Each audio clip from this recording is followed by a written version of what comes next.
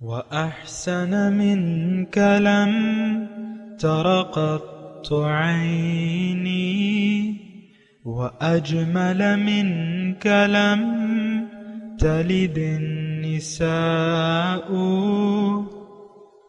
خلقت مبرأ من كل عيب خلقت مبرأ من كل عيب كأنك قد خلقت كما تشاء كتاب أنزلناه إليك مبارك ليدبروا آياته وليتذكر أولو الألباب. یہ کتاب برکت والی ہے جسے ہم نے آپ کی طرف نازل فرمایا ہے تاکہ دانش مند لوگ اس کی آیتوں میں غور و فکر کریں اور نصیحت حاصل کریں.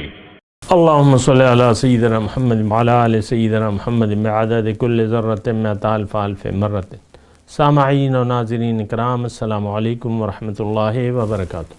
سامعین اکرام، سورہ بقرہ آیت نمبر 266 حصہ دوم. آج کا موضوع روز قیامت کیا ہمارے تمام نیک اعمال ضائع ہو جائیں گے؟ اس کے ساتھ آج کے سبق کا آغاز کرتے ہیں. سب سے پہلے گزشتہ سبق کا اعادہ ہوگا. اعوذ باللہ من الشیطان الرجیم. پناہ مانگتا ہوں میں اللہ کی شیطان مردود سے. بسم اللہ الرحمن الرحیم. شروع اللہ کے نام سے جو بڑا مہربان نہایت رحم والا ہے. أَيَوَدُّ أَحَدُكُمْ أَن تَكُونَ لَهُ جَنَّةٌ مِّن نَخِيلٍ وَأَعْنَابٍ تَجْرِي مِن تَحْتِهَا الْأَنْهَارُ له فيها من كل الثمرات وأصابه الكبر وله ذرية ضعفاء فأصابها إعصار فيه نار فاحترقت كذلك يبين الله لكم الآيات لعلكم تتفكرون. بھلا تم میں کوئی یہ چاہتا ہے کہ اس کا کھجوروں اور انگوروں کا باغ ہو جس میں نہریں بہ رہی ہوں اور اس میں اس کے لیے ہر قسم کے میوے موجود ہوں اور اسے بڑھاپا آ پکڑے اور اس کے ننھے ننھے بچے بھی ہوں تو ناگہاں اس باغ پر آگ کا بھرا ہوا بگولا چلے اور وہ جل کر راکھ کا ڈھیر ہو جائے. اس طرح خدا تم سے اپنی آیتیں کھول کھول کر بیان فرماتا ہے تاکہ تم سوچو اور سمجھو. سامعین کرام، سورہ بقرہ آیت نمبر 266. لفظی ترجمہ: ایود احدکم، کیا تم میں سے کوئی شخص یہ چاہتا ہے ان تکون لہ جنت من نخیل، کہ اس کے لیے باغات ہوں کھجوروں کے اور انگوروں کے، اور تجری من تحتها الانہار، اور اس کے ضمن میں نہریں بہ رہی ہوں، لہو فیہا من کل الثمرات، اور اس میں ہر قسم کے میوے بھی ہوں، یعنی ہر قسم کے میوے کے درخت اور میوے آ رہے ہوں. وَأَصَابَهُ الْكِبْرُ، اور اس کو پہنچ جائے بڑھاپا. وَلَهُ ذُرِّيَّةٌ ضُعَفَاء، اور اس کی اولاد ہو کمزور. فَأَصَابَهَا إِعْصَارٌ، اور پھر اس پہنچے اس کو اس باغ کو ایک بگولا. فیہ نارن، جس میں آگ ہو. فاحترقت، اور وہ جل جائے. کذالک یبین اللہ لکم الآیات، اسی طرح اللہ تعالیٰ وضاحت سے اپنے احکامات بیان کرتا ہے تاکہ تم سوچو. آیات کا یہ معنی نشانی ہے. یہ ایک نشانی ہے، ایک عبرت کے لیے اللہ تعالیٰ نے واقعہ بیان کیا ہے تاکہ ہم سوچیں. تو گزشتہ سبق میں بات ہو رہی تھی سامعین کرام اسباب کے استعمال کی. اسباب سے کام ہوتے ہیں، اور میں نے آپ کو گزشتہ سبق کے آخر میں یہ کہا تھا کہ اللہ کی محبت انسان کی ضرورت ہے، لیکن اس کے لیے بھی سبب اللہ تعالیٰ نے انسان کو بنا دیا ہے۔ اللہ کی محبت کو حاصل کرنے کا ذریعہ انسان ہوتا ہے، اور انسان سے آپ کو محبت پہلی درجے کے طور پہ آپ کو انسان سے محبت کرنی ہوگی۔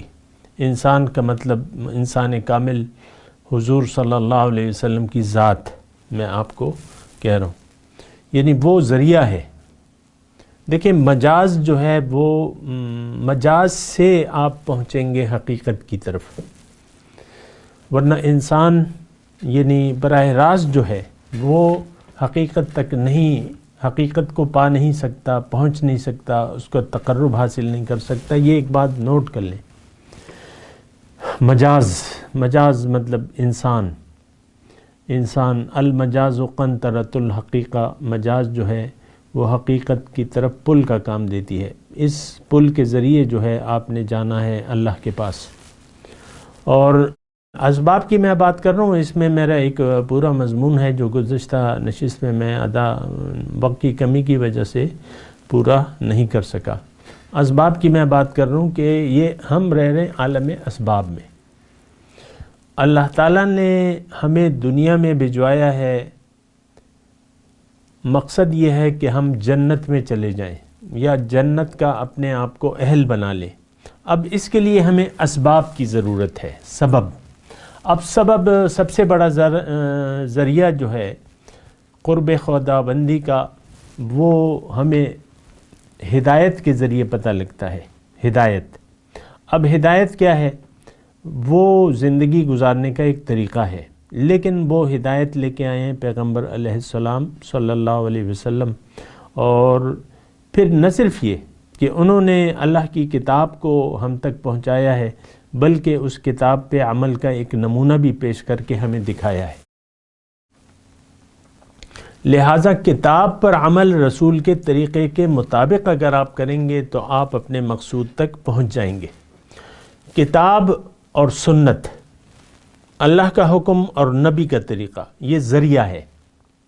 ذرائع آپ نے استعمال کرنے ہیں اور ذرائع سے ہی آپ اپنے مقصود کو پا سکتے ہیں۔ یہ ایک بات نوٹ کر لیں۔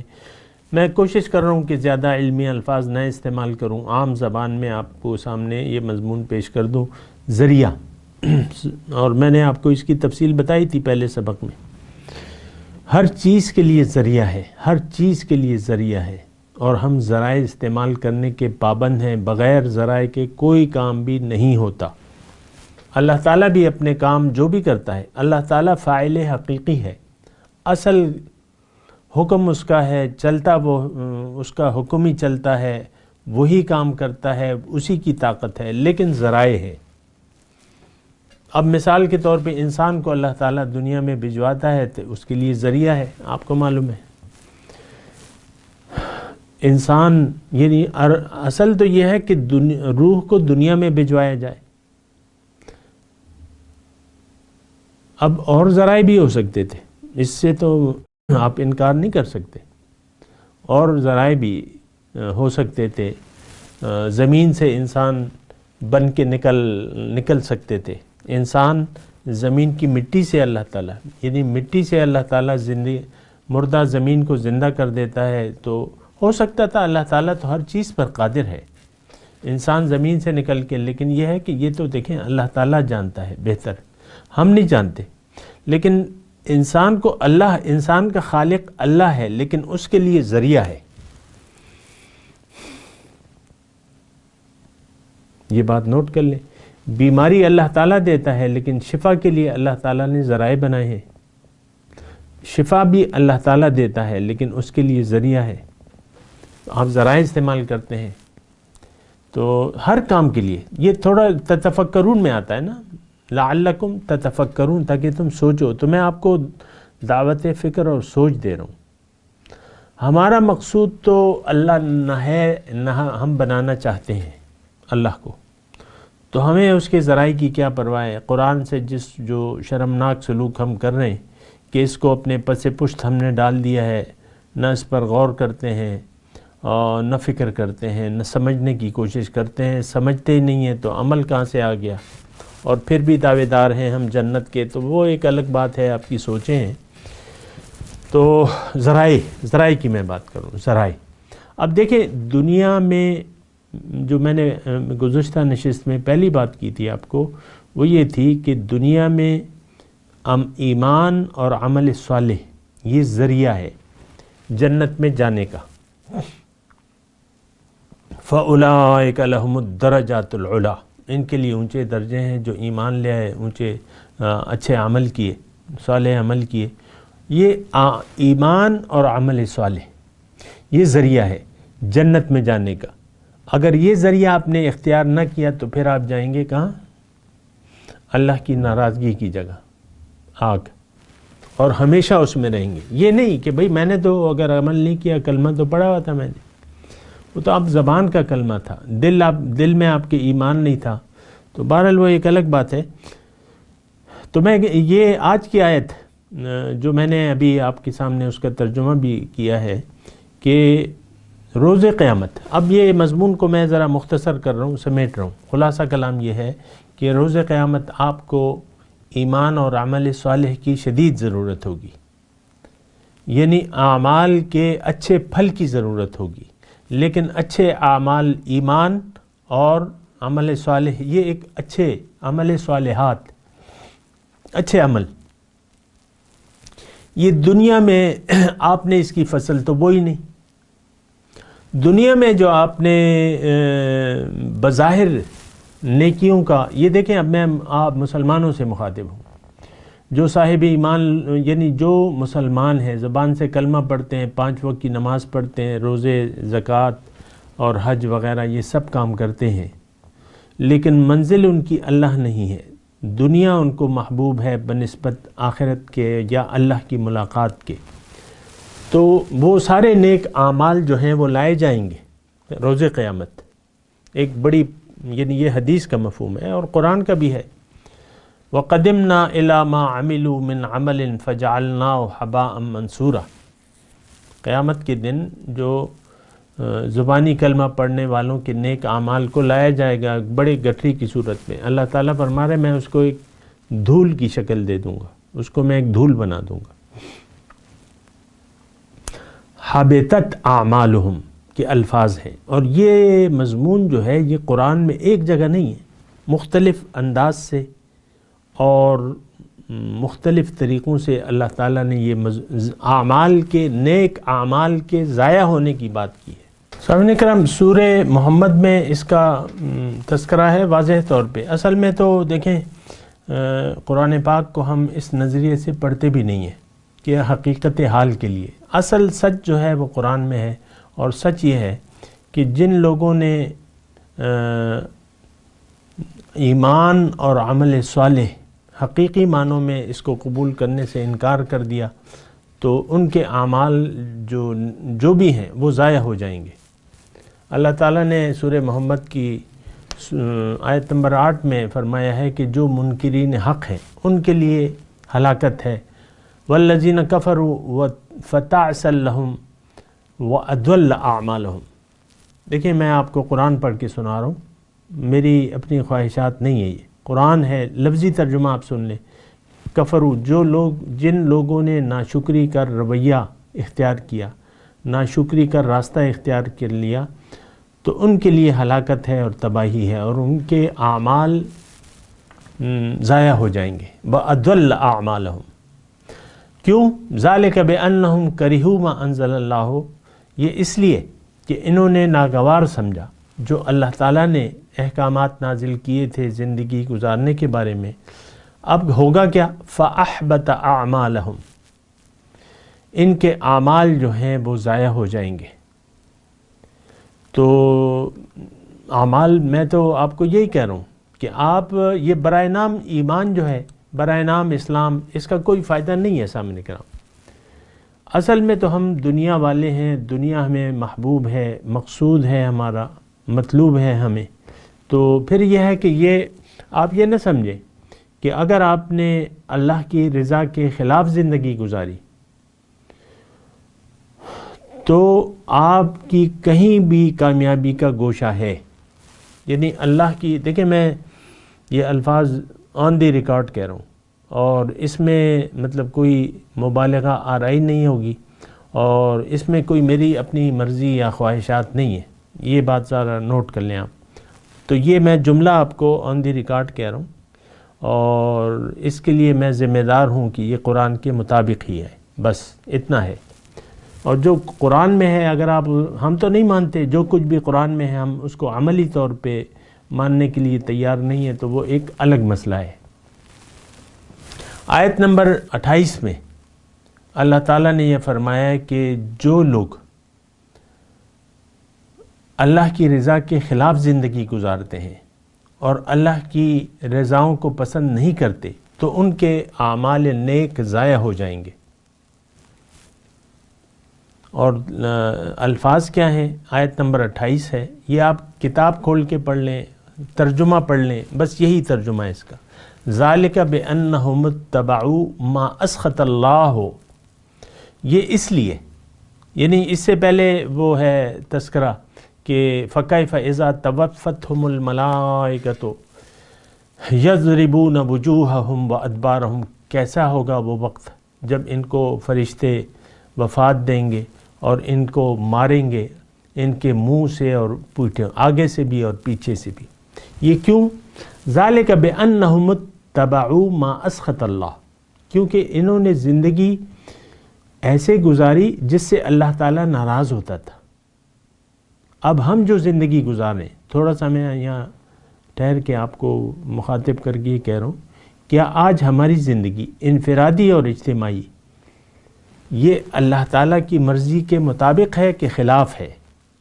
میں آپ کو کہہ رہا ہوں، میں شہادت دیتا ہوں اس بات کی کہ بالکل یہ اللہ کی مرضی اور اللہ کی رضا کے خلاف ہے۔ اللہ کی رضاؤں کو تو ہم ناگوار سمجھتے ہیں۔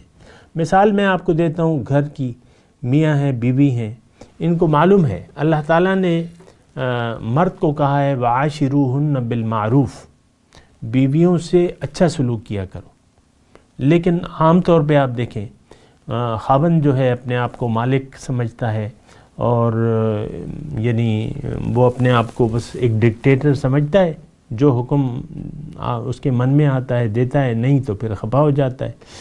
جو اس کی بیوی ہے اس کو بھی اللہ کے احکامات کا ذرا کوئی پاس نہیں ہے، اس کی مرضی کے، وہ کہتی ہے میں اپنی مرضی سے اپنے خاوند سے سلوک کروں گی، نہ اللہ کی مرضی کو دیکھوں گی، نہ رسول کے طریقے کو نہ دیکھوں گی، نہ سنوں گی، سن بھی لوں گی تو اسے اگنور کروں گی، اور خاوند میرا خفا ہوتا ہے یا خوش ہوتا ہے، لیکن میں اپنی مرضی کرنی ہے۔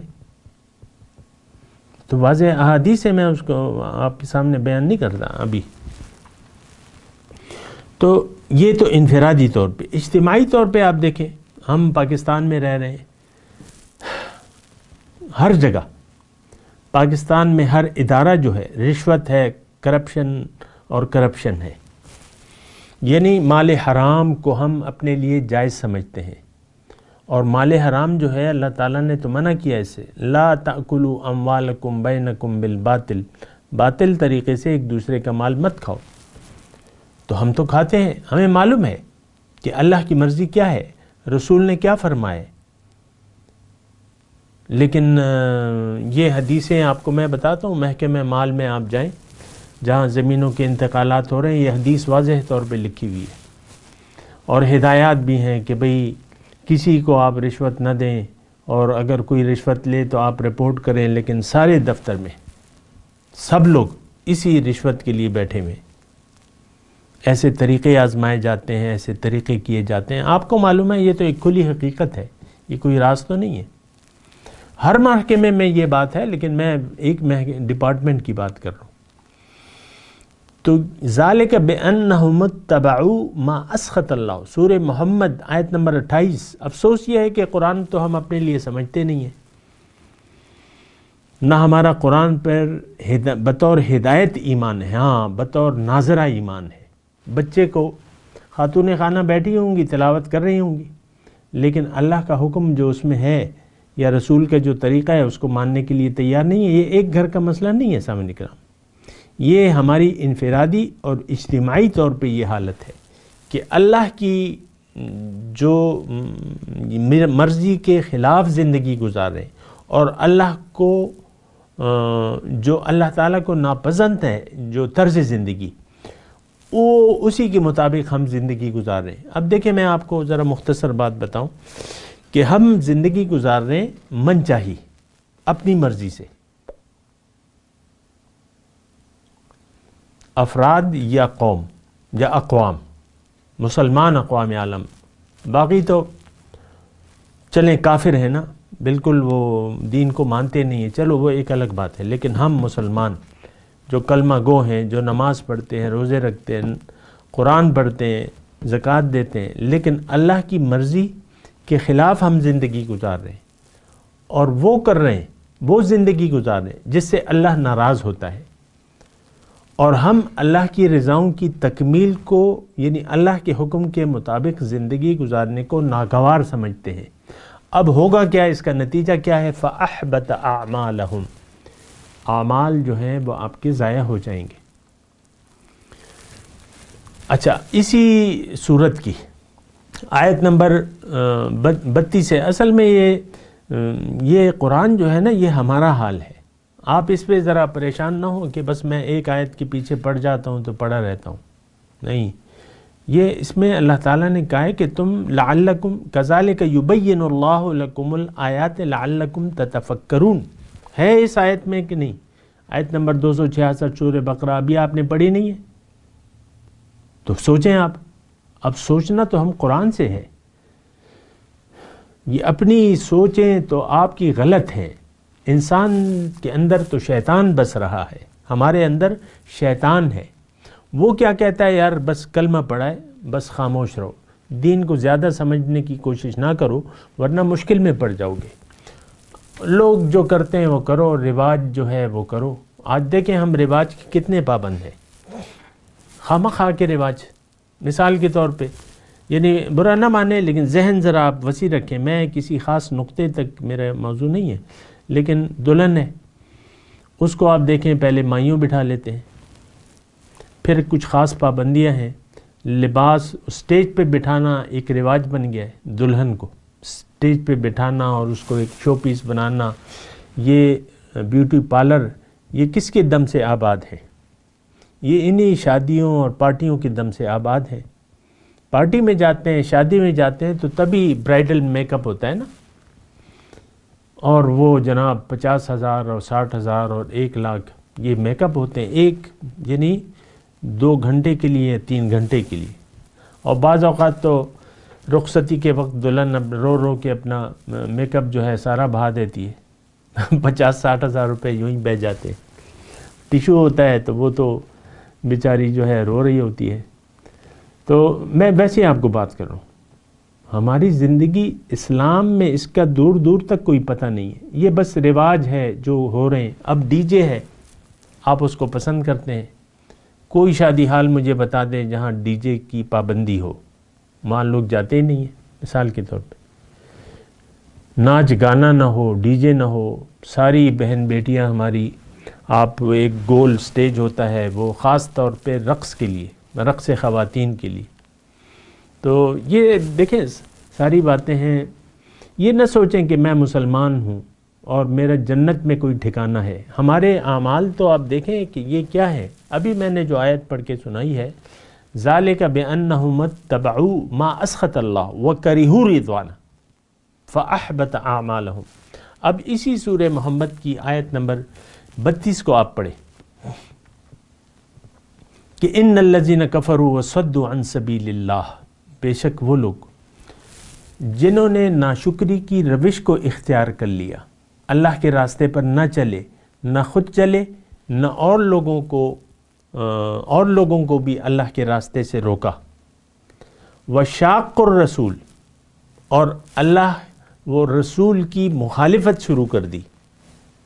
دیکھیں رسول کی ذات آتی ہے کہ آپ زندگی میں اس کا اتباع کریں، وما ارسلنا من رسول الا لیطاع باذن اللہ، میں نے کوئی رسول ایسا نہیں بھجوایا لیکن صرف اس لیے کہ اس کی اللہ کے حکم سے اطاعت کی جائے، لیکن ہم نے مخالفت شروع کر دی ہے رسول کی۔ شاق الرسول من بعد ما تبین له الہدی لن یضر اللہ شیئا، یہ لوگ سن لیں جو رسول کی مخالفت کر رہے ہیں، خود بھی ناشکری کی روش اختیار کر اور لوگوں کو بھی اپنے عمل سے روکتے ہیں اللہ کی راہ پہ چلتے ہوئے، صدوا عن سبیل اللہ، اور بعد اس کے کہ ہدایت ہم پر واضح ہے۔ قرآن الحمدللہ میں تو شہادت دیتا ہوں کہ آپ کا اتنا یقین ہے کہ یہ قرآن اللہ کا کلام ہے، اکثریت کا یہ یقین ہے، لیکن اکثریت کا یہ یقین بھی ہے کہ یہ عمل کے لیے نہیں ہے، یہ تلاوت کے لیے ہے، بس ثواب حاصل کرنے کے لیے۔ کوئی مردہ گھر میں آپ کے پڑا ہو تو سپارے نکل آتے ہیں، جو بھی نامحرم خواتین آتی ہیں پہلے تو وہ نامحرم کا چہرہ دیکھتی ہیں، کیونکہ ایک سجا کے اس کو آپ رکھ دیتی ہیں پلنگ پہ، پھر نامحرم خواتین آتی ہیں اور اس کا دیدار تو یعنی جس طرح زندگی میں اس کو دیکھنا منع تھا اب بھی منع ہے، لیکن آپ کا ایک رواج ہے، پھر سپارہ پکڑا دیتی ہیں آپ کی، چلو بخشواؤ اسے۔ بہرحال یہ باتیں سوچنے کی ہے، میں آپ کو یہ بتا رہا ہوں، ان الذین کفروا وصدوا عن سبیل اللہ وشاقوا الرسول من بعد ما تبین له الہدی لن یضروا اللہ شیئا وسیحبط اعمالهم۔ ابھی چونکہ وقت ہمارا اختتام پذیر ہے تو میں تلاوت کرتا ہوں، میرے ساتھ دہرائیے۔ اعوذ باللہ من الشیطان الرجیم، بسم اللہ الرحمن الرحیم۔ ایود احدکم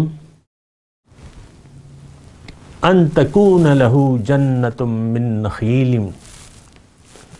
واعناب تجری من تحتها الانہار له فیہا من کل الثمرات وَأَصَابَهُ الْكِبَرُ وَلَهُ ذُرِّيَّةٌ ضُعَفَاءُ فَأَصَابَهَا إِعْصَارٌ فِيهِ نَارٌ فَاحْتَرَقَتْ كَذَلِكَ يُبَيِّنُ اللَّهُ لَكُمُ الْآيَاتِ لَعَلَّكُمْ تَتَفَكَّرُونَ۔ ترجمہ سنا دیں۔ ایود احدکم، کیا تم میں سے کوئی ایسا چاہتا ہے، ان تکون لہ جنۃ من نخیل، کہ اس کے لیے باغات ہوں کھجور کے، وعناب انگور کے، تجری من تحتها الانہار، اس کے نیچے نہریں بہہ رہی ہوں، لہو فیہا من کل الثمرات، اس کے لیے اس میں ہر قسم کے میوے اگتے ہوں۔ اب کیا ہوا؟ اصابہ الکبر، یہ بوڑھا ہو گیا، وَلَهُ ذُرِّيَّةٌ ضُعَفَاء، اور اس کی اولاد ہے ضعیف، فَأَصَابَهُ إِعْصَارٌ، باغ پہ ایک بگولا آیا، فیہ نار، اس میں آگ تھی، فاحترقت، جل گیا، بگولے نے، آگ کے بگولے نے باغ کو جلا دیا۔ کذالک یبین اللہ لکم الآیات لعلکم تتفکرون، اسی طرح اللہ تعالیٰ وضاحت سے اپنی نشانیاں تمہیں بیان کرتا ہے تاکہ تم سوچو۔ اب ان آیت کی تلاوت اور ترجمہ۔ اعوذ باللہ من الشیطان الرجیم، پناہ مانگتا ہوں میں اللہ کی شیطان مردود سے۔ بسم اللہ الرحمن الرحیم، شروع اللہ کے نام سے جو بڑا مہربان نہایت رحم والا ہے۔ ایود احدکم ان تکون له جنت من نخیل واعناب تجری من تحتها الانہار له فيها من كل الثمرات وأصابه الكبر وله ذرية ضعفاء فأصابها إعصار فيه نار فاحترقت كذلك يبين الله لكم الآيات لعلكم تتفكرون۔ بھلا تم میں کوئی یہ چاہتا ہے کہ اس کا کھجوروں اور انگوروں کا باغ ہو جس میں نہریں بہ رہی ہوں اور اس میں اس کے لیے ہر قسم کے میوے موجود ہوں اور اسے بڑھاپا آ پکڑے اور اس کے ننھے ننھے بچے بھی ہوں، تو ناگہاں اس باغ پر آگ کا بھرا ہوا بگولا چلے اور وہ جل کر راکھ کا ڈھیر ہو جائے۔ اس طرح خدا تم سے اپنی آیتیں کھول کھول کر بیان فرماتا ہے تاکہ تم سوچو اور سمجھو۔ اس کے ساتھ ہی سامعین کرام آج کے درس کا وقت اختتام کو پہنچا۔ انشاءاللہ اگلے درس میں ملاقات ہوگی۔ وآخر دعوانا ان الحمدللہ رب العالمین، والسلام علیکم ورحمۃ اللہ وبرکاتہ۔